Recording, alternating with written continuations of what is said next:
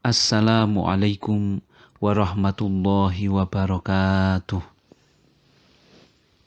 Alhamdulillahilladzi anzalal kitaba tibyanan likulli syai' wa hudaw wa rahmatan liqaumi yu'minun.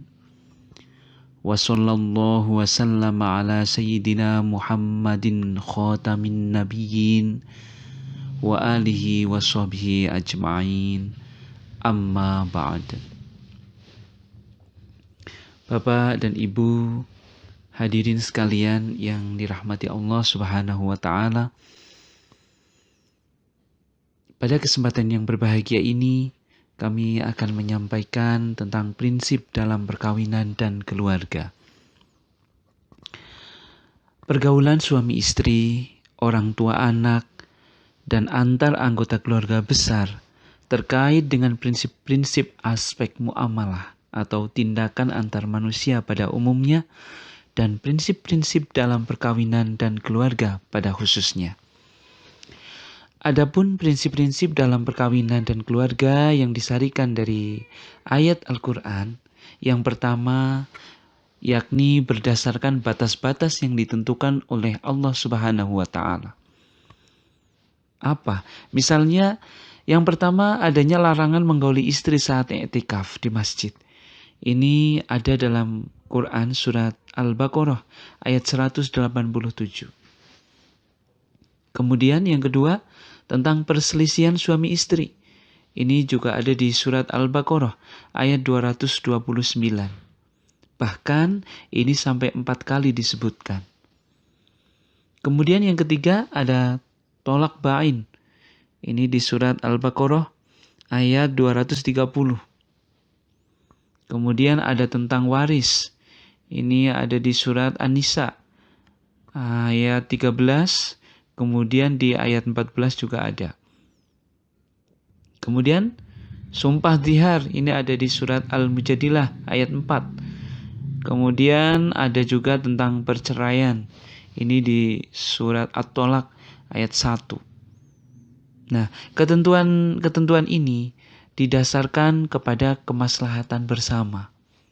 Ya, didasarkan kepada kemaslahatan bersama, bukan ditentukan oleh kepentingan salah satu pihak sesuai dengan keinginannya sendiri, bukan.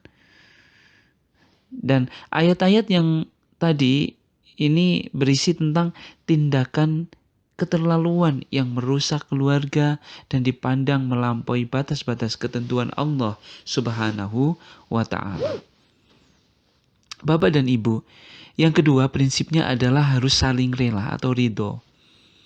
Allah Subhanahu wa taala menyebutkan prinsip ini, prinsip rela ini, ridho, tentang bolehnya mantan istri setelah habis masa iddah untuk menikah dengan laki-laki lain jika keduanya saling rela.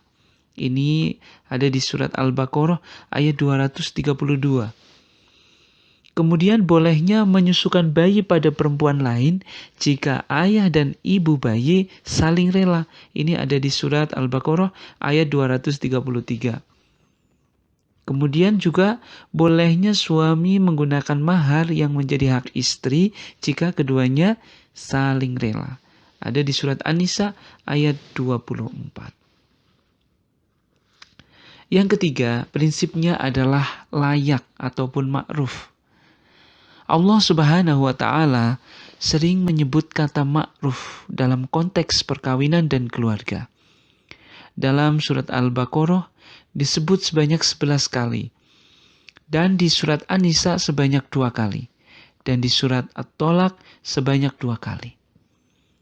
Istilah layak di sini secara sederhana berarti sesuatu yang baik menurut norma sosial dan juga ketentuan Allah Subhanahu wa taala. Jadi, misalnya dalam pembagian harta warisan, hubungan suami istri, pengasuhan anak dan hal-hal lain dalam kehidupan keluarga harus dijalankan sesuai dengan nilai kemanusiaan, norma sosial dan juga aturan agama. Kemudian prinsip yang keempat, yakni berusaha menciptakan kondisi yang lebih baik, ataupun disebut juga dengan ihsan. Ihsan berarti lebih baik atau bisa juga dimaknai sebagai upaya menciptakan kondisi yang jauh lebih baik. Al-Quran menyebutkan kata ini dalam konteks perkawinan sebanyak 2 kali. Yang pertama, jika suami menceraikan istrinya, maka perceraian mesti dilakukan dengan cara-cara yang membuat kondisi istri dan keluarganya lebih baik. Garis bawah ini, lebih baik daripada ketika perkawinan dipertahankan. Ini di surat Al-Baqarah ayat 229. Kemudian yang kedua, anak mesti bersikap kepada orang tua dengan lebih baik daripada sikap orang tua kepada anak. Ini ada di surat Al-An'am ayat 151. Bapak dan Ibu, ringkasnya, semua tindakan dalam keluarga harus membuat semua pihak menjadi lebih baik. Yang kelima, prinsipnya adalah tulus atau nikhlah.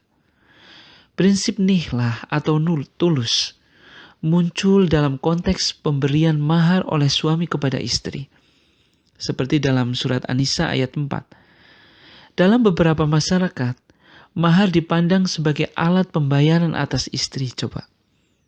Alat pembayaran atas istri. Jadi, semakin tinggi nilai ekonomi sebuah mahar, maka semakin tinggi pula rasa memiliki suami atas istri. Mahar kemudian bisa menyebabkan istri kehilangan kekuasaan atas dirinya sendiri karena diambil sepenuhnya oleh suami. Nah, sedangkan dalam Islam, mahar harus diberikan secara tulus, bukan alat pembayaran untuk menguasai. Jadi, berapapun tingginya nilai ekonomi sebuah mahar, ia tidak bisa dijadikan alasan untuk menuntut istri agar taat secara mutlak kepada suami. Nah, prinsip nikhlah ini menghendaki setiap pihak dalam keluarga untuk menyikapi harta secara arif, tidak sebatas mahar. Suami berkewajiban memberi nafkah kepada istri. Namun, berapapun besarnya nafkah itu, suami tidak boleh sewenang-wenang kepada istri. Saudara-saudara yang dirahmati Allah, yang keenam, prinsipnya adalah musyawarah. Prinsip musyawarah muncul dalam Quran surat Al-Baqarah ayat 233. Yakni suami dan istri bisa memutuskan untuk menyusukan bayi mereka pada perempuan lain setelah keduanya bermusyawarah dan saling ridho atas keputusan tersebut. Nah, secara umum, prinsip ini menghendaki agar keputusan penting dalam keluarga selalu dibicarakan dan diputuskan bersama-sama. Kepala keluarga tidak boleh memaksakan kehendaknya. Dalam surat Ali Imran, ayat 159, Allah memerintahkan musyawarah sebagai cara untuk memutuskan perkara, termasuk perkara-perkara dalam perkawinan dan keluarga. Hadirin rahimakumullah, prinsip yang terakhir yaitu perdamaian ataupun islah. Dalam hal perkawinan, Bapak dan Ibu, Al-Quran menyebutkan kata islah sebanyak 3 kali. Pertama, seorang suami dalam masa talak raj'i tidak lebih berhak. Saya ulangi, seorang suami dalam masa talak raj'i itu lebih berhak untuk menakahi istrinya dengan syarat mempunyai keinginan untuk berdamai. Ini syaratnya adalah keinginan untuk berdamai. Ini di Al-Quran surat Al-Baqarah ayat 228. Itu yang pertama. Yang kedua, orang-orang yang bertindak sebagai penengah atau hakam bagi suami istri yang berselisih harus mempunyai keinginan untuk mencapai perdamaian atau islah, supaya Allah memberi jalan keluar. Ini di surat An-Nisa ayat 35. Kemudian yang ketiga, seorang istri yang mengkhawatirkan suaminya nusyuz, maka ia bisa menempuh jalan perdamaian. Ini di surat An-Nisa ayat 128. Bapak dan Ibu, prinsip islah menghendaki bahwa semua pihak dalam perkawinan dan keluarga mesti mengedepankan cara-cara yang mengarah pada perdamaian tanpa kekerasan. Bapak dan Ibu, saudara-saudara sekalian, itu prinsip-prinsip dalam perkawinan dan keluarga yang sudah saya uraikan.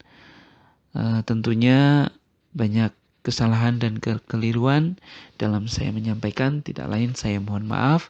Semoga bermanfaat. Terima kasih atas segala perhatian dan mohon maaf atas segala kesalahan. Saya akhiri, wassalamualaikum warahmatullahi wabarakatuh.